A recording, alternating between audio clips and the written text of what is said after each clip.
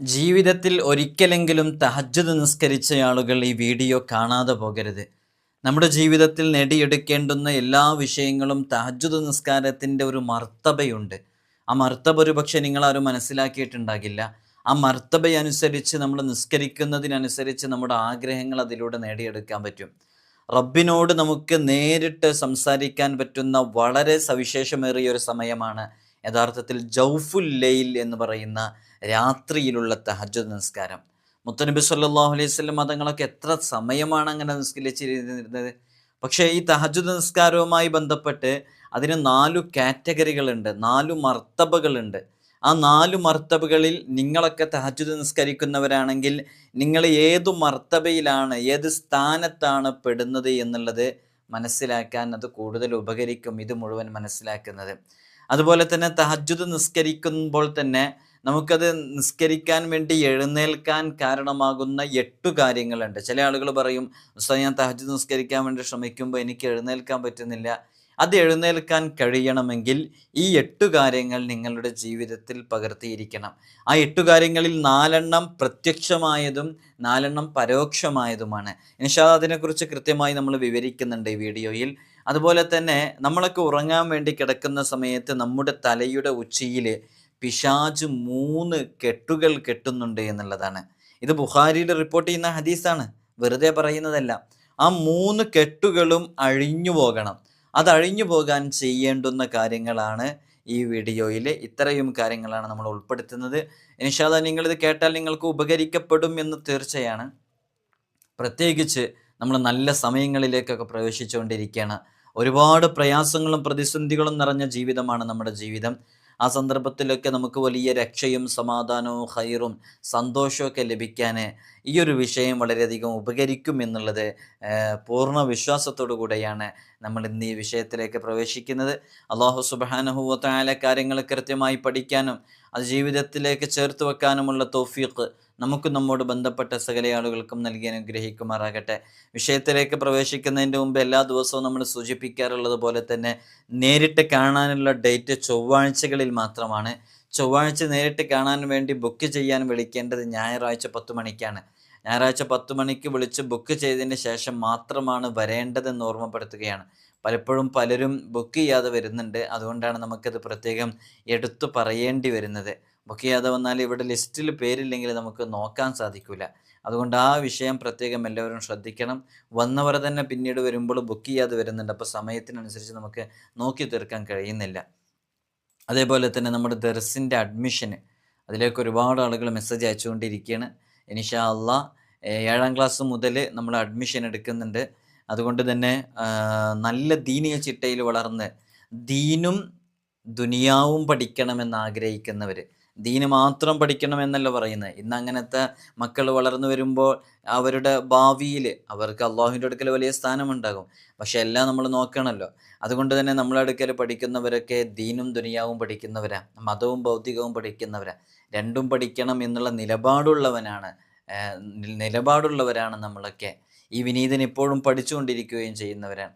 അതുകൊണ്ട് തന്നെ നല്ല രൂപത്തിൽ ചിട്ടയാർന്ന രൂപത്തിൽ മക്കളെ വളർത്തി നാളെ നമുക്ക് ഉപകരിക്കുന്ന രൂപത്തിൽ തിരിച്ചു ലഭിക്കാവുന്ന നല്ല മക്കളായി വളരണമെങ്കിൽ ഈ നാട്ടിലെ ലഹരിക്കും മദ്യത്തിനൊക്കെ അടിമപ്പെട്ട് കുത്തഴിഞ്ഞ് ജീവിക്കുന്ന ഈ കെട്ടകാലത്തെ മക്കളുടെ കൂട്ടത്തിൽ പെടാതിരിക്കാൻ നല്ല സ്ഥലങ്ങളിൽ കൊണ്ടാക്കിയിട്ട് അവരെ പഠിപ്പിക്കുക എന്നുള്ളതാണ്. കഴിഞ്ഞ വർഷം നമ്മൾ അഡ്മിഷൻ എടുത്ത കുട്ടികൾ ഇപ്പോൾ നമ്മുടെ കൂടെയുണ്ട്. ഇൻഷാ അല്ലാഹ് ഈ വർഷം അഡ്മിഷൻ ആവശ്യമുള്ള ആളുകളെ വളരെ നേരത്തെ തന്നെ കോൺടാക്റ്റ് ചെയ്യുക. നമുക്ക് ഒരു ഹ്യൂജ് എമൗണ്ട് ഒന്നും എടുക്കാൻ കഴിയില്ല, കുറഞ്ഞ കുട്ടികളെ നമ്മൾ എടുക്കുള്ളൂ. അതുകൊണ്ട് അത് പ്രത്യേകം ശ്രദ്ധിക്കണമെന്ന് ഓർമ്മപ്പെടുത്തുകയാണ്. അള്ളാഹു നമുക്ക് ഖൈർ നൽകട്ടെ. അതിന് ഈ നമ്പറിൽ അഡ്മിഷനുമായി ബന്ധപ്പെട്ട വിവരങ്ങൾക്ക് വേണ്ടി വാട്സപ്പ് ത്രൂ മെസ്സേജ് അയച്ചിട്ടാണ് അറിയിക്കേണ്ടത്. കോൾ ചെയ്യുമ്പോൾ നമുക്കതിനെ ചിലപ്പോൾ എടുക്കാൻ സാധിച്ചോളണമെന്നില്ല. മെസ്സേജ് ആകുമ്പോൾ നമ്മൾ സൗകര്യം പോലെ അതിന് റീപ്ലൈ നൽകുമെന്ന് അറിയിക്കണം. അതേപോലെ തന്നെ നമ്മുടെ നോമ്പ് തുറയിലേക്ക് സ്വതക്ക നൽകാൻ കഴിയുന്നവർ നല്ല നെയ്യത്തോടു കൂടെ 10 പേരുടേതോ 20 പേരുടേതോ 50 പേരുടെയോ ഒക്കെ നോമ്പ് തുറയിലേക്ക് കഴിയുന്നവർ അവരവരുടെ ശേഷി അനുസരിച്ച് ഈ റമളാനിലേക്ക് അത് കൂടുതൽ ഉപകരിക്കപ്പെടും അല്ലേ. അള്ളാഹു നമുക്ക് ഈ റമളാനിലേക്ക് ആയുസ്സിനെ നീട്ടിത്തന്നിട്ട് നമുക്കത് ഉപയോഗപ്പെടുത്താൻ കഴിഞ്ഞാൽ അത് വലിയ ഖൈറായിരിക്കും ഇൻഷാ അല്ലാഹ്. ഈ റമദാൻ കൊണ്ട് നമുക്ക് വിജയികളുടെ കൂട്ടത്തിൽ ഉൾപ്പെടാൻ ഈ ഒരൊറ്റ സ്വതക്ക മാത്രം മതിയാകുന്നതാണ്. കഴിയുന്നവർ അതിലേക്കും സഹായങ്ങൾ നൽകുക. അള്ളാഹു തൗഫീഖ് നൽകി അനുഗ്രഹിക്കുമാറാകട്ടെ.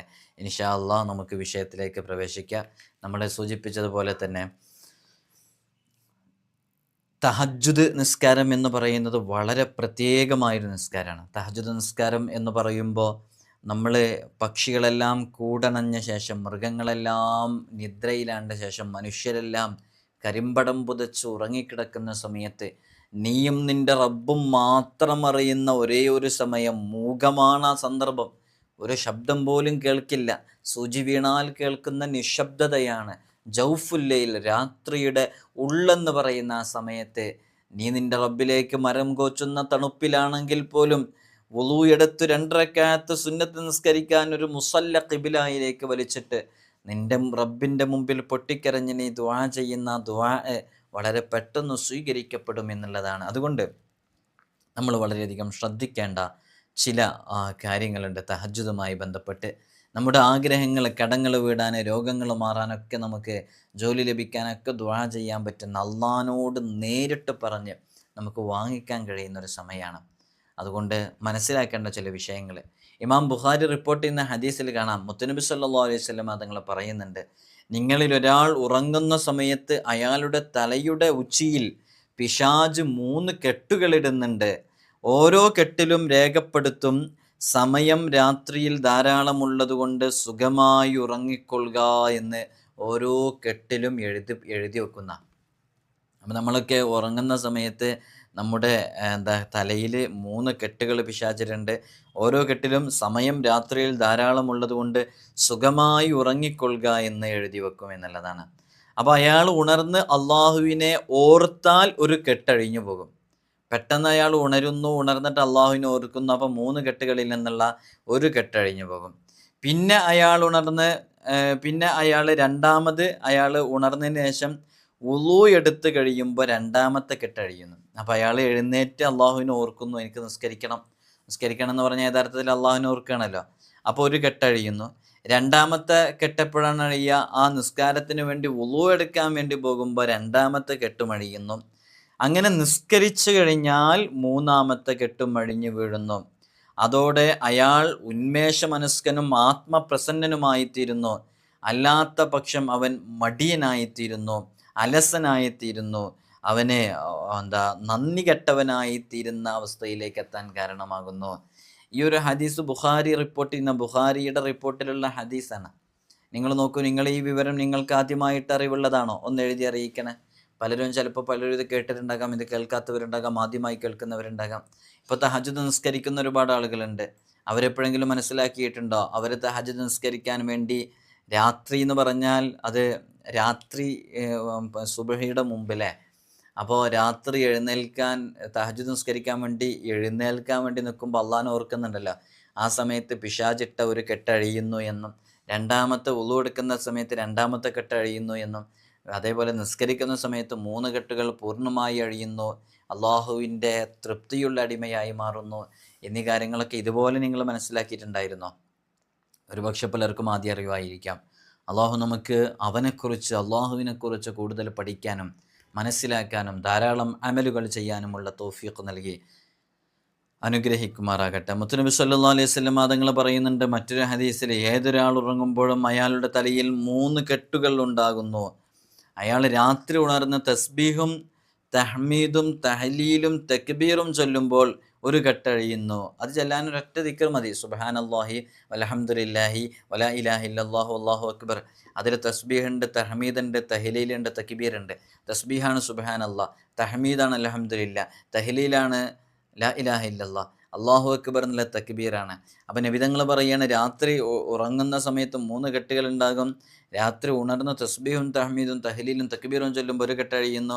അള്ളാഹുവിലേക്ക് അഭിമുഖീകരിച്ച് വുളൂ ചെയ്ത് 2 റക്അത്ത് നിസ്കരിച്ചാൽ മറ്റു 2 കെട്ടുകളും പൊട്ടുന്നു. നേരം പുലരുവോളം ഇതൊന്നും അയാൾ ചെയ്തിട്ടില്ലെങ്കിൽ, നേരം പുലരുന്ന സമയം വരെ ചില ആളുകൾ ഇത്തരം വിഷയങ്ങളിലേക്കൊന്നും ശ്രദ്ധിക്കാതെ, ഇത്തരം ഇബാദത്തുകളിലേക്ക് തീരെ സജീവമാകാത്ത ആളുകൾ, അത്തരം ആളുകളാണ് ധാരാളം ആളുകളായിട്ടുള്ളവരല്ലേ. ഖലീലമ്മാ യശ്കുറൂൻ, അടിമകളിൽ നിന്ന് ചുരുക്കം ആളുകൾ മാത്രമാണ് നന്ദിയുള്ളവരായിട്ട് വളർന്നു വരുന്നത്. അപ്പോൾ ഇതൊന്നും ചെയ്യാത്തവർ ആ 3 കെട്ടുകളും ഉള്ളവരായിട്ടാണ് അവർ എഴുന്നേൽക്കുക എന്നുള്ളതാണ്. ഇതിൽ ദുരാത്മാവ് എന്ന് പറഞ്ഞല്ലോ, ദുരാത്മാവ് ഉള്ള ആളുകളായി തീരുന്നുണ്ട്. അതിൻ്റെ ഉദ്ദേശം ദീനിൽ ഫസാദ് ഉണ്ടാക്കുകയും അതിൽ നിന്ന് വിരണ്ടോടുകയും ചെയ്യുന്നവൻ എന്നാണ് അതിൻ്റെ ഒരു അർത്ഥം. ബുഖാരി റളിയല്ലാഹു അൻഹു റിപ്പോർട്ട് ചെയ്യുന്ന ഹദീസിൽ തന്നെ കാണാൻ, നബി സല്ലല്ലാഹു അലൈഹി വസല്ലം തങ്ങളുടെ സാന്നിധ്യത്തിൽ ഒരാളെപ്പറ്റി ആരോ പറഞ്ഞു നബി തങ്ങളുടെ മുമ്പിൽ. എന്താ പറഞ്ഞത്? അയാൾ നേരം പുലരുവോളം കിടന്നുറങ്ങുമെന്നും എഴുന്നേറ്റ് കഴിഞ്ഞാൽ നിസ്കരിക്കാറില്ലെന്നും അയാൾ പറഞ്ഞപ്പോൾ മുത്തുനബി സല്ലല്ലാഹു അലൈഹി വസല്ലം തങ്ങൾ അരുളി, അയാളുടെ ചെവിയിൽ പിശാച് മൂത്രമൊഴിച്ചിരിക്കുന്നു. നിഷേധികൾക്ക് നിഷേധിക്കാൻ ഒരുപാട് മാർഗങ്ങളുണ്ട്. മൂത്രമൊഴിക്കുക, എന്നിട്ട് അതിന് നനവില്ലല്ലോ, പിശാച് മൂത്രമൊഴിക്കുക, ചെവിയിലോ പിശാചോ എന്ത് എന്നൊക്കെ പറഞ്ഞ് നിഷേധിക്കാം. പക്ഷെ ഇതൊക്കെ ദീനിൻ്റെ വിഷയങ്ങളാണ്. ഇതൊക്കെ വിശ്വാസികളോടാണ് പറയുന്നത്. ആരാണ് പറയുന്നത്? ജീവിതത്തിൽ ഇന്ന് വരെ സത്യത്തിനെതിരെ പറഞ്ഞിട്ടില്ലാത്ത, ഈ ലോകം തന്നെ സൃഷ്ടിക്കാൻ കാരണഭൂതരായ അഷ്റഫുൽ ഖൽഖ് മുഹമ്മദ് റസൂലുള്ളാഹി സ്വല്ലല്ലാഹു അലൈഹി വസല്ലം തങ്ങളെ, വമാ യന്തിഖു അനിൽ ഹവാ ഇൻ ഹുവ ഇല്ലാ വഹ്യു യൂഹ, അള്ളാഹുവിൻ്റെ വഹയ പ്രകാരമല്ലാതെ അവിടുത്തെ നാക്ക് വളക്കുന്നില്ല ഒന്നും പറയാൻ. അപ്പോൾ അള്ളാഹുവിൻ്റെ വഹയ പ്രകാരം പറയുന്നതാണ്. അള്ളാഹു നേരിട്ട് പറയുന്നത് വിശുദ്ധ ഖുർആൻ അല്ലേ? അള്ളാഹുവിൻ്റെ വഹയ പ്രകാരം മുത്തുനബി സല്ലല്ലാഹു അലൈഹി വസല്ലം തങ്ങളുടെ നാക്കിലൂടെ വരുന്നതാണ് ഹദീസ് അല്ലേ, നമുക്കറിയാം. അപ്പോൾ നോക്കൂ, അയാളുടെ ചെവിയിൽ പിശാച് മൂത്രമൊഴിക്കും. ഇത് നമ്മൾ ചെറുപ്പനാളിലെ മദ്രസകളിൽ നിന്നൊക്കെ പഠിച്ചതാണ്, പല പ്രഭാഷണങ്ങളിൽ നിന്നും കേട്ടവരായിരിക്കാം. പക്ഷേ ആദ്യം പറഞ്ഞ വിഷയം കൂടുതൽ ആളുകളും അറിവില്ലാത്തവരായിരിക്കും. അതുകൊണ്ട് തന്നെ രാത്രിയിലുള്ള നിസ്കാരം, തഹജ്ജുദ് നിസ്കാരം, അതിന് വലിയ പ്രാധാന്യമുണ്ട്. ഈ രാത്രിയിലെ നിസ്കാരം 5 മർത്തബകളിലാണ്, 5 കാറ്റഗറി, 5 സ്ഥാനങ്ങളിലാണ് രാത്രിയിലുള്ള നിസ്കാരമുള്ളത്. ഈ 5 സ്ഥാനങ്ങളിൽ നിങ്ങളുടേത് ഏതു കാറ്റഗറിയിൽ, 1-ലാണോ 2-ലാണോ 3-ലാണോ 4-ലാണോ 5-ലാണോ നിങ്ങൾ പെടുന്നത് എന്നുള്ളത് നിങ്ങൾ കൃത്യമായി ചിന്തിച്ച് മനസ്സിലാക്കിയിട്ട് എഴുതി അറിയിച്ചാൽ അൽഹംദുലില്ലാഹ് ചെയ്യാത്ത ആളുകൾക്കത് പ്രചോദനമാകും അല്ലേ? 1-മത്തെയും 2-മത്തെയും സ്ഥാനങ്ങളിലൊന്നും പെടൂല എന്നാണ് മനസ്സിലാക്കുന്നത്. ഒരാളെക്കുറിച്ച് നമുക്കങ്ങനെ മനസ്സിലാക്കാനൊന്നും പറ്റൂല. പക്ഷേ നമ്മൾ വിചാരിക്കുന്നത് അത്രയൊക്കെ അള്ളാഹുവിലേക്ക് അടുത്ത് ജീവിക്കുന്ന ആളുകളൊക്കെ അവസാനിച്ചു അല്ലേ? കാലം ഇങ്ങനെ സഞ്ചരിക്കുന്നതിനനുസരിച്ച് വരുന്ന തലമുറയിൽ ഇബാദത്തുകളും അമലുകളൊക്കെ കുറയുന്ന, അങ്ങനെ കുറയുമ്പോഴല്ലേ ഖിയാമത്ത് നാളൊക്കെ സംഭവിക്കുക. ഇൽമിനെങ്ങനെ ഉയർത്തപ്പെടുന്ന, അതിങ്ങനെ ഒറ്റയടിക്ക് ഇൽമ ഇങ്ങോട്ട് ഉയർത്തല്ല, ഘട്ടം ഘട്ടമായിട്ട് ഉയർത്തുകയാണ്. അത് നമ്മൾ രാത്രിയിലെ തഹജ്ജുദ് നിസ്കാരത്തിൻ്റെ 5 മർത്തബകൾ പറയുന്നുണ്ട്. നിങ്ങളിത് ഏതിൻ്റെ വിഭാഗത്തിലാണെന്ന് നിങ്ങൾ കൃത്യമായിട്ട് മനസ്സിലാക്കണേ ഇൻഷാ അല്ലാഹ്. രാത്രിയിലെ 5, നമ്മൾ നേരത്തെ പറഞ്ഞപ്പോൾ 4 എന്ന് പറഞ്ഞു തോന്നുന്നത് തുടക്കത്തിൽ. അപ്പോൾ 5 മർത്തബകളുണ്ട്. രാത്രി മുഴുവൻ ഇബാദത്ത് കൊണ്ട് സജീവമാക്കുന്നതാണ് 1-മത്തെ മർത്തബ. ഇത് രാത്രി മുഴുവൻ ഇബാദത്ത് കൊണ്ട് സജീവമാക്കുന്നത്. രാത്രി മുഴുവൻ ഇബാദത്ത് കൊണ്ട് സജീവമാക്കുക എന്ന് പറഞ്ഞാൽ അതാണ് 1-ാം സ്ഥാനത്തുള്ളത്. അതിലൊന്നും നമ്മളാരും പെടുന്നില്ലെന്ന് തോന്നുന്നത്. ഞാൻ ഏതായാലും അതിലൊന്നും പെട്ടിട്ടില്ല. അള്ളാഹു നമുക്ക് അവന് ഇഷ്ടപ്പെടുന്ന രൂപത്തിൽ ഇബാദത്ത് ചെയ്യാനുള്ള തൗഫീഖ് നൽകട്ടെ. 1-ാം സ്ഥാനത്ത് ഞാൻ പെട്ടിട്ടില്ല എന്ന് എനിക്ക് ഉറച്ചു പറയാൻ പറ്റും.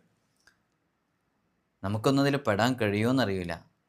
അള്ളാഹു നമുക്ക് തൗഫീഖ് നൽകട്ടെ. ഏതാ 1-ാം സ്ഥാനത്ത്? രാത്രി മുഴുവൻ ഇബാദത്ത് കൊണ്ട് സജീവമാകുക. ഏറ്റവും കരുത്തരായ അള്ളാഹുവിലേക്ക് അടുത്ത് ജീവിച്ച പുണ്യാത്മാക്കൾ, സൂഫിയാക്കൾ, സൂഫി ചക്രവാളങ്ങളിൽ വിരാജിക്കുന്ന വലിയ വലിയ മഹത്തുക്കളുടെ മർത്തബയാണത്. അള്ളാഹുവുമായിട്ടുള്ള മുനാജാത്ത്, ആ മുനാജാത്തിൽ മധുരം കണ്ടെത്തിയവരാണ് അവർ. അവർക്കതിലൊരു ലദ്ദത്തുണ്ട്, ഇബാദത്തിൻ്റെ ഒരു ലദ്ദത്ത് വരാനുണ്ട്. പ്രിയമുള്ളവരെ, നിസ്കരിച്ചിട്ടില്ലെങ്കിൽ ജീവിതത്തിൽ ഒരു സന്തോഷവും വരാതെ, നമുക്കൊക്കെ ഇപ്പോൾ ഉള്ളത് എങ്ങനെയാണെന്ന് ചോദിച്ചാൽ, നിസ്കാരം ഖളാ ആകോ ഇല്ലേ എന്നുള്ള കാര്യം ആലോചിച്ചിട്ട് അല്ലാഹ് ഇപ്പോൾ നിസ്കാരം ഖളാ ആവുമല്ലോ എന്നാലോചിച്ചിട്ടാണ് നമുക്ക് വേദന. ഇവർക്ക് അങ്ങനെയല്ല. ഇവർക്ക് ഒരു രാത്രി മുഴുവനും അവർ ഇൻട്രസ്റ്റോടു കൂടെ, രസത്തോടു കൂടെ, മാധുര്യത്തോടു കൂടെ അവരങ്ങനെ രാത്രി മുഴുവൻ ഉറക്കമൊഴിക്കുകയാണ്. ആ മർത്തബയിലേക്കും നമ്മൾ എത്തിയിട്ടില്ല. അള്ളാഹു അവരോടൊപ്പമൊക്കെ നമ്മൾ സ്വർഗത്തിൽ പ്രവേശിപ്പിക്കട്ടെ. അവരുടെ ബറക്കത്ത് അള്ളാഹു നമുക്കൊക്കെ നൽകട്ടെ. അപ്പോൾ അള്ളാഹുവുമായിട്ട് മുനാജാത്ത് നടത്തുന്നതിൽ മാധുര്യം കണ്ടെത്തിയവരാണ് അവർ. അവരുടെ ആത്മാവിൻ്റെ ഭക്ഷണമാണ് യഥാർത്ഥത്തിൽ ആ നിസ്കാരങ്ങളോ ഇബാദത്തുകളൊക്കെ. ശരീരത്തിൻ്റെയൊക്കെ ഭക്ഷണമാണത്. താബിഈങ്ങളിൽ ഒരു കൂട്ടം മുൻഗാമികളുടെ സ്വഭാവമായിരുന്നു ഇത് എന്നാണ്. അത് മഹാനരായ അബൂ ഹനീഫ റളിയല്ലാഹു അൻഹു മദ്ഹബിൻ്റെ ഇമാം, അവരങ്ങനെയായിരുന്നു. മഹാനരായ സഈദ് ബിനുൽ മുസയ്യിബ് റളിയല്ലാഹു അൻഹു അവരങ്ങനെയായിരുന്നു. മഹാനരായ ഫുളൈൽ ബിൻ റിയാദ് റളിയല്ലാഹു അൻഹു അവരങ്ങനെയായിരുന്നു. മഹാനരായ അബൂ സുലൈമാനു ദാറാനി റളിയല്ലാഹു അൻഹു അവരങ്ങനെയായിരുന്നു. മാലിക് ബിൻ ദീനാർ റളിയല്ലാഹു അൻഹു അങ്ങനെയായിരുന്നു. റബീഉ ബിനുൽ ഹൈസം എന്നവരങ്ങനെയായിരുന്നു. ഈ മഹാത്മാക്കളൊക്കെ അള്ളാഹുവിലേക്ക് ഈ രൂപത്തിലാണ് അവർ ഇബാദത്ത് ചെയ്തിരുന്നത് എന്നാണ്. എന്നു മാത്രമല്ല, അവർക്ക് ഇശാഇൻ്റെ വുളൂ കൊണ്ട് സുബ്ഹ് നിസ്കരിച്ചവരായിരുന്നു. നമ്മളൊക്കെ എന്നെങ്കിലും ഒരു ദിവസം ഇശാഇൻ്റെ വുളൂ കൊണ്ട് സുബ്ഹ് നിസ്കരിക്കുന്ന ഒരു സന്ദർഭം നമുക്കുണ്ടായിട്ടുണ്ടോ? എൻ്റെയൊക്കെ ഓർമ്മയിൽ എനിക്കങ്ങനെ ഞങ്ങൾക്കൊക്കെ അങ്ങനെ ഉണ്ടായിട്ടുള്ള ഒരു ഓർമ്മ എന്ന് പറയുന്നത് ലൈലത്തുൽ ഖദറിൻ്റെ രാത്രിയിൽ ഒരു പക്ഷേ എണ്ണി നോക്കിയാൽ ചിലപ്പോൾ നമ്മുടെ സാഹചര്യങ്ങൾ അങ്ങനെ ഉണ്ടായിട്ടുണ്ട്. നമ്മൾ ലൈലത്തുൽ ഖദറിൻ്റെ ഒരു മജ്ലിസിൽ പറഞ്ഞു ചെയ്തിട്ടുണ്ടായിരുന്നു, ഇന്ന് നമ്മൾ ഇശാഇൻ്റെ വുളൂ കണ്ടാണ് സുബ്ഹി നിസ്കരിക്കുന്നത്, അള്ളാഹു നമ്മെ സ്വീകരിക്കട്ടെ എന്ന് പറഞ്ഞ് നമ്മളന്ന് ദുആ ചെയ്യുകയൊക്കെ ചെയ്തിരുന്നു. ലൈലത്തുൽ ഖദറിൻ്റെ മജ്ലിസിൽ നിങ്ങളൊക്കെ പങ്കെടുക്കണം കേട്ടോ. നമ്മളന്ന് രാത്രി മുഴുവനും ഒരു സെക്കൻഡ് ഒഴിയാതെ നമ്മൾ ഇബാദത്തിൽ, ദിക്റിൽ, തസ്ബീഹിലൊക്കെ കഴിയുന്നതാണ്. അള്ളാഹു നമുക്ക് തൗഫീഖ് നൽകട്ടെ. അപ്പോൾ ലൈലത്തുൽ ഖദറിൻ്റെ രാത്രി ഒരു പക്ഷേ നമുക്കങ്ങനെ ഉണ്ടായിരിക്കാം. ഈ മഹാന്മാരെ കുറിച്ച് പറയുന്നത് അവർ ഇശാഇൻ്റെ വുളൂ കൊണ്ടാണ് അവർ മിക്ക ദിവസങ്ങളിലും സുബ്ഹ് നിസ്കരിച്ചിരുന്നത്. 40 ദിവസം ഇശാഇൻ്റെ വുളൂ കൊണ്ട് സുബ്ഹ് നിസ്കരിച്ച മഹാന്മാരുണ്ടായിരുന്നു തുടർച്ചയായിട്ട്. ഇൻഷാ അല്ലാഹ് അത് മറ്റൊരു സന്ദർഭത്തിൽ പറയാം. അപ്പോൾ ഒന്നാമത്തെ സ്ഥാനം ഇതാണെന്ന് മനസ്സിലായല്ലോ. ഈ ഒന്നാമത്തെ സ്ഥാനത്തിൽ നമുക്കൊക്കെ പെടാൻ സാധിച്ചിട്ടുണ്ടോ? രണ്ടാമത്തെ മർത്തബ എന്ന് പറഞ്ഞാൽ രാത്രി മുഴുവനല്ല, രാത്രിയുടെ പകുതി സമയം ഇബാദത്ത് എടുക്കലാണ്. അപ്പം നേരം പുലരുവോളം ഇത് തുടരും. അപ്പോൾ രാത്രിയുടെ പകുതി സമയം ഇബാദത്ത് എടുക്കുക, നേരം പുലരുവോളം ഇബാദത്തിൽ എങ്ങനെ ഉണ്ടാകും? ഇത് ഈ പതിവുകാരായ മുൻഗാമികളെ നമുക്ക് ക്ലിപ്തപ്പെടുത്തി ഇങ്ങനെ ഇന്ന ആളുകളിൽ നിന്ന് എണ്ണി തിട്ടപ്പെടുത്താൻ കഴിയില്ല. കാരണം അവരൊരുപാട് ആളുകളുണ്ട്. നേരത്തെ പറഞ്ഞവരുടെ കൂട്ടത്തിൽ ഇനിയും ഒരുപാട് ആളുകളുണ്ട് കേട്ടോ. പക്ഷേ നമ്മൾ കുറച്ച് ആളുകളെ പറഞ്ഞിട്ടുള്ളൂ. ഈ രണ്ടാമത്തെ ഗണത്തിൽ പകുതി മുഴുവനും ഹയാത്താക്കിയ ആളുകൾ, ഇതിങ്ങനെ സ്ഥിരമായി കൊണ്ട് നടക്കുന്നവരും ഒരുപാട് ആളുകളുണ്ട്. ഇതിൽ ഏറ്റവും നല്ല വഴി രാത്രി, ഇപ്പോൾ ഈ രാത്രിയുടെ പകുതി ഇബാദത്തിൽ കഴിയുന്നവരെന്ന് പറഞ്ഞില്ലേ, അതിൻ്റെ ഏറ്റവും നല്ലൊരു രൂപം എങ്ങനെയെന്ന് വെച്ചാൽ രാത്രിയുടെ ആദ്യത്തെ 1/3 ഭാഗം ഉറങ്ങുക. അപ്പോൾ രാത്രിയെ 3 ഭാഗങ്ങളാക്കി മാറ്റുക. ഇപ്പോൾ 9 മണിക്കൂറാണെന്നുണ്ടെങ്കിൽ 3 ഭാഗങ്ങളാക്കി മാറ്റുമ്പോൾ ആദ്യത്തെ 3 ഭാഗം, ആദ്യത്തെ ഒരു ഭാഗം 3 മണിക്കൂർ, പിന്നെ ഒരു 3 മണിക്കൂർ, പിന്നെ ഒരു 3 മണിക്കൂർ, അങ്ങനെ രാത്രിയെ മൊത്തത്തിൽ 1/3 ഭാഗമാക്കി മാറ്റുക. എന്നിട്ട് ആ 1/3 ഭാഗം, ആദ്യത്തെ 1/3 ഭാഗം ഉറങ്ങുക. അതാണ് ചെയ്യേണ്ടത്. പിന്നെ ഒടുവിലത്തെ ഭാഗത്തിനെ 6 ഭാഗങ്ങളാക്കി അതിലൊരു ഭാഗവും എന്ത് ചെയ്യുക, ഉറങ്ങുക. ബാക്കിയുള്ള മുഴുവൻ സമയവും ഇബാദത്തിലായി മുഴുകുക. രാത്രിയുടെ ഉള്ളെന്ന് പറയുന്ന സമയമാണ് ആ സമയം. ആ രാത്രിയുടെ ഉള്ളെന്ന് പറഞ്ഞാൽ ജൗഫുൽ ലൈൽ, നമ്മൾ കേട്ടിട്ടില്ലേ, ജൗഫുൽ ലൈൽ, രാത്രിയുടെ ഉള്ളിൽ. ആ സമയത്ത് ദുആക്ക് ഇജാബത്തിൻ്റെ എത്രയോ ഹദീസുകളിലുണ്ട്. ആ ജൗഫുൽ ലൈൽ ഇബാദത്ത് ചെയ്യാൻ വേണ്ടി ഇങ്ങനെ ക്രമീകരിക്കുക. അപ്പോൾ രാത്രിയുടെ 1/3 ഭാഗം ഉറങ്ങുക, ആദ്യത്തെ 1/3 ഭാഗം, പിന്നെ അവസാനത്തിനെ 6 ഭാഗമാക്കിയിട്ട് അതിലൊരു ഭാഗം, അവസാനത്തെ ഭാഗം ഉറങ്ങുക. ബാക്കിയുള്ള അതിൻ്റെ ഇടയിലുള്ള എല്ലാ സമയവും ഇബാദത്ത് ചെയ്യുക. ആദ്യം പറഞ്ഞ അങ്ങനെയല്ല കേട്ടോ, ആദ്യം പറഞ്ഞ് ഫുൾ ടൈം ഇബാദത്താണ് രാത്രി. ഇപ്പോൾ രണ്ടാമത്തെ മർത്തബ, രണ്ടാമത്തെ സ്ഥാനം നമുക്ക് മനസ്സിലാക്കാൻ പറ്റി. രണ്ടാമത്തെ സ്ഥാനത്തിൽ നമ്മൾ പെട്ടിട്ടുണ്ടോ? ഇനി മൂന്നാമത്തെ മർത്തബ എന്ന് പറയുന്നത് അത് രാത്രിയുടെ 1/3 ഭാഗം ഇബാദത്തിൽ മുഴുകലാണ്. ഇതിൽ രാത്രിയുടെ ആദ്യത്തെ പകുതിയും ഒടുവിലത്തെ 1/6 ഉറങ്ങുക. ബാക്കി സമയം മുഴുവൻ ഇബാദത്തിൽ കഴിയുകയും ചെയ്യുക. മൊത്തത്തിൽ രാത്രിയുടെ അവസാന ഭാഗം ഉറങ്ങൽ സുന്നത്താണ്. അവസാന ഭാഗം അതെന്താണെന്ന് വെച്ചാൽ പിറ്റേന്ന് ഉറക്കം വരാതിരിക്കാനും ഉറക്കം തൂങ്ങാതിരിക്കാനും മുഖം മങ്ങാതിരിക്കാനും അത് പ്രയോജനപ്പെടും. ആ സമയത്തുള്ള ഉറക്കം അതിന് കാരണമാകുന്നുള്ളതാണ്. നാലാമത്തെ മർത്തബ ഇതൊന്നും അളന്നു മുറിച്ച് കണക്കാക്കാതെ, ഇങ്ങനെ ഒരു 1/3 ഭാഗമെന്നോ 2/1 ഭാഗമെന്നോ 6/1 ഭാഗമെന്നോ ഒന്നും കണക്കാക്കാതെ ഇബാദത്തുകൾ ചെയ്യാം. അതായിരുന്നു ഹബീബായ സല്ലല്ലാഹു അലൈഹി വസല്ലം തങ്ങളുടെ വഴി. മഹാനരായ ഇബ്നു ഉമർ റളിയല്ലാഹു അൻഹു, സ്വഹാബികളിലെ പ്രമുഖർ, താബിഈകളിലെ ഒരു വിഭാഗം ആളുകളൊക്കെ ഈ രീതിയാണ് അവർ സ്വീകരിച്ചിരുന്നത്. അതെങ്ങനെയാണ്? രാത്രിയുടെ ആദ്യം മുതൽ തന്നെ നിസ്കാരം തുടങ്ങും. രാത്രിയുടെ ആദ്യം മുതൽ തന്നെ നിസ്കാരം തുടങ്ങും. അങ്ങനെ കഠിനമായി ഉറക്കം വന്ന് അവർ ഉറക്കമങ്ങ് കീഴ്പ്പെടുത്തുന്നൊരവസ്ഥ വരും. ആ അവസ്ഥ വരുമ്പോൾ അവർ പിന്നെ ഇബാദത്ത് ചെയ്യാൻ നിൽക്കില്ല, പിന്നെ അവർ ഉറങ്ങും. ഉറങ്ങിക്കഴിഞ്ഞ് വീണ്ടും അവർ ഞെട്ടി ഉണരും. അവർക്കൊക്കെ ഇബാദത്തിനോട് അത്രയും ലദ്ദത്തുണ്ടായിരുന്നു കേട്ടോ, അതുകൊണ്ടാണ് അവർ ഞെട്ടി ഉണരുന്നത്. വീണ്ടും അവർ ഞെട്ടി ഉണരുമ്പോൾ വീണ്ടും അവർ എഴുന്നേറ്റ് നിസ്കരിക്കാൻ തുടങ്ങും. ഇങ്ങനെ നിസ്കരിച്ച് ഉറക്കം വീണ്ടും കീഴ്പ്പെടുത്തും. അങ്ങനെ ഉറക്കം കീഴടക്കുമ്പോൾ വീണ്ടും കിടന്നുറങ്ങും. അങ്ങനെ പിന്നീട് അവർ ഇങ്ങനെ ചെയ്തുകൊണ്ടിരിക്കും. അങ്ങനെ നേരം പുലരുവോളം ഇബാദത്തുകളിൽ അവർ സജീവമാകും. ഇതാണ് 4ാമത്തെ മർത്തബ. മുത്തുനബി സല്ലല്ലാഹു അലൈഹി വസല്ലം തങ്ങൾ സ്വീകരിച്ചിരുന്ന വഴി. ഇബ്നു ഉമർ റളിയല്ലാഹു അൻഹു ഉൾപ്പെടെയുള്ള മഹത്തുക്കളൊക്കെ സ്വീകരിച്ചിരുന്നൊരു വഴി ഇതാണ്. അപ്പോൾ ഈ സമയത്ത് ഇങ്ങനെ ചെയ്യുന്നത് നമുക്ക് കൂടുതൽ ഇബാദത്തിൽ ലദ്ദത്ത് ലഭിക്കാൻ കാരണമാകും. 5ാമത്തെ മർത്തബ എന്ന് പറഞ്ഞ് ഏറ്റവും ചുരുങ്ങിയ നിലയിലുള്ളതാണ്. നമ്മളിപ്പോൾ ഇത് ഇതിലെ പെടുക. 5ാമത്തെ മർത്തബ ഏറ്റവും ചുരുങ്ങിയ രൂപത്തിലുള്ളതാണ്. അഥവാ 4 റക്അത്തോ 2 റക്അത്തോ നിസ്കരിക്കുക രാത്രിയിൽ. ആ 4 റക്അത്തോ 2 റക്അത്തോ നിസ്കരിച്ച് ഖിബിലക്ക് മുന്നിട്ടിരുന്ന് ചുരുങ്ങിയത് 1 മണിക്കൂറെങ്കിലും അള്ളാഹുവിൻ്റെ ദിക്റിലായിട്ട് സമയം ചെലവഴിക്കുക. ആ സമയത്ത് ധാരാളം ദുആകൾ ഇങ്ങനെ ചെയ്തുകൊണ്ടിരിക്കുക. അപ്പോൾ അള്ളാഹുവിൻ്റെ കാരുണ്യത്താൽ രാത്രി എഴുന്നേറ്റ് നിസ്കരിക്കുന്നവരുടെ ആ ഒരു ലിസ്റ്റിൽ അവൻ പെടും, പട്ടികയിൽപ്പെടും. ഒരു റിപ്പോർട്ടിൽ ഇങ്ങനെ ഉണ്ടല്ലോ, ഒരാട്ടിനെ കറക്കുന്ന സമയമെങ്കിലും നീ രാത്രിയിൽ എഴുന്നേറ്റ് നിസ്കരിക്കണം എന്നൊരു റിപ്പോർട്ടിൽ പറഞ്ഞിട്ടുണ്ടല്ലോ. അപ്പോൾ നിങ്ങൾ നോക്കൂ, നമ്മളിപ്പോൾ ഈ 5ലും പെട്ടിട്ടില്ലേ? ചില ആളുകൾ ഈ 5ലും പെട്ടിട്ടുണ്ടാവില്ല. ഈ 5ലും പെട്ടിട്ടില്ല എന്ന് പറഞ്ഞാൽ രാത്രി തഹജ്ജുദ് നിസ്കരിച്ചിട്ട് 1 മണിക്കൂറൊക്കെ ഇബാദത്തിലായിട്ട്, ദിക്റിലായിട്ട്, തസ്ബീഹുകളിലൊക്കെ ആയിട്ട് നമ്മുടെ സമയം ചെലവഴിക്കാറുണ്ടോ? ഇതിലും 5ാമത്തെ ഗണത്തിലും നമ്മൾ പെട്ടിട്ടില്ല. ഏതെങ്കിലും ഒരു ഗണത്തിൽ നമ്മൾ പെടണ്ടേ? എനിക്ക് തോന്നുന്നു നമുക്കൊക്കെ പെടാൻ വേണ്ടി ഒരു ഗണം ഉണ്ടാക്കേണ്ടി വരുമോ? ഒരു ഇനം കൂടി, ഒരു മർത്തബയും കൂടി വെക്കേണ്ടി വരുമോ? ഏതാണ് ആ മർത്തബ? സുബഹ് വാങ്ക് കൊടുക്കുന്നതിൻ്റെ 5 മിനിറ്റ് മുമ്പ് എഴുന്നേൽക്കുന്നു. സുബഹ് വാങ്ക് കൊടുക്കുന്നതിൻ്റെ ആ തൊട്ട് മുമ്പ് നമ്മുടെ തഹജ്ജുദ് അവസാനിക്കുന്നു.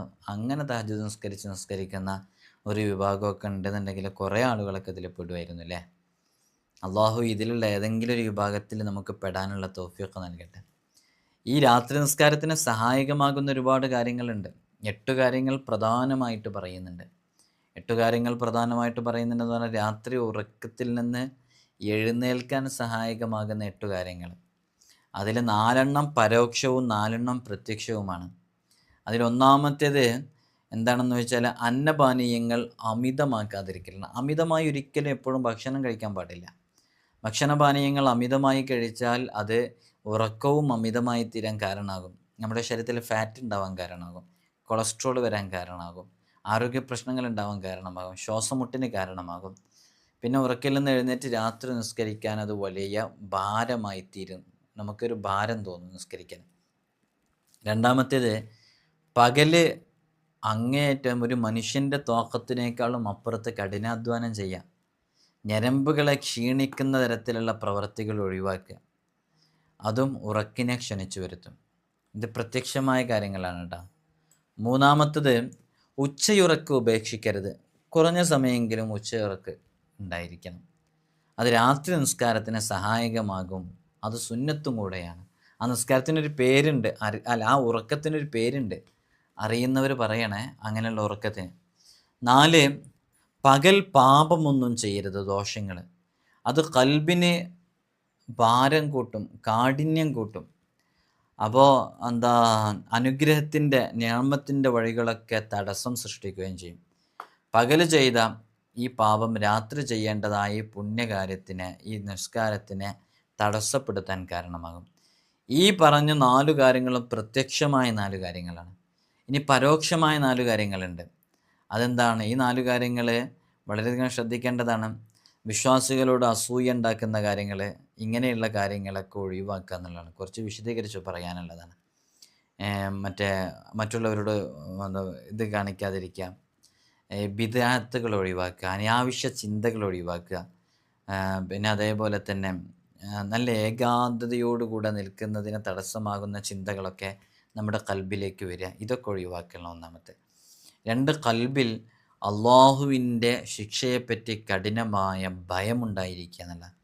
ആഖിറത്തിലെ ഭയാനകമായ രംഗങ്ങളും മഹ്ശറയിലെ അവസ്ഥകളും നരകത്തിൻ്റെ തീയുമായി ബന്ധപ്പെട്ട കാര്യങ്ങളൊക്കെ ഇങ്ങനെ ആലോചിച്ചു കൊണ്ടിരിക്കുക. 3, നാം ഇവിടെ ഇപ്പം നമ്മൾ പറഞ്ഞ ഒരുപാട് ഹദീസുകളുണ്ടല്ലോ. ഈ ഹദീസുകളിൽ എണ്ണിപ്പറഞ്ഞ ഒരുപാട് മഹത്വങ്ങളുണ്ട്. അത് കൃത്യമായി ഗ്രഹിച്ച് മനസ്സിലാക്കി അതിൻ്റെ പുണ്യത്തെക്കുറിച്ച് മനസ്സിലാക്കിയിട്ട് ഇതെനിക്ക് ചെയ്യണം എന്നുള്ള ചിന്തകൾ മനസ്സിലെപ്പോഴും ഉണ്ടാകാതിരിക്കുക എന്നുള്ളതാണ്. പ്രതീക്ഷ എപ്പോഴും വേണം എന്നുള്ളതാണ്. പ്രതീക്ഷ വേണം. ആ പ്രതീക്ഷയോടുകൂടെ ഇരിക്കുക എന്നുള്ളതാണ്. 4, ഇതാണ് അള്ളാഹുവിനെ അങ്ങേറ്റം സ്നേഹിക്കുക എന്നുള്ളതാണ്. അതേറ്റവും പ്രധാനപ്പെട്ടൊരു കാര്യമാണ്. അതിലും വലുതായിട്ടൊന്നുമില്ല. അള്ളാഹുവിനെ അങ്ങേറ്റം സ്നേഹിക്കുക. അള്ളാഹുവിനെ ഒരാൾ പ്രേമഭാജനമാക്കി മാറ്റിയാൻ തുടങ്ങിയാൽ പിന്നെ അയാൾ ഏകാന്തത ഇഷ്ടപ്പെടാൻ തുടങ്ങും. പിന്നെ സംശയിക്കേണ്ടതില്ല. പിന്നെ അയാൾക്ക് അള്ളാഹുവിനെ മാത്രം മതി എന്ന അവസ്ഥ വരും. അള്ളാഹുവിനെ എപ്പോഴും തൃപ്തിപ്പെടാനുള്ള എല്ലാ വിഷയങ്ങളും ചെയ്തുകൊണ്ടേയിരിക്കും.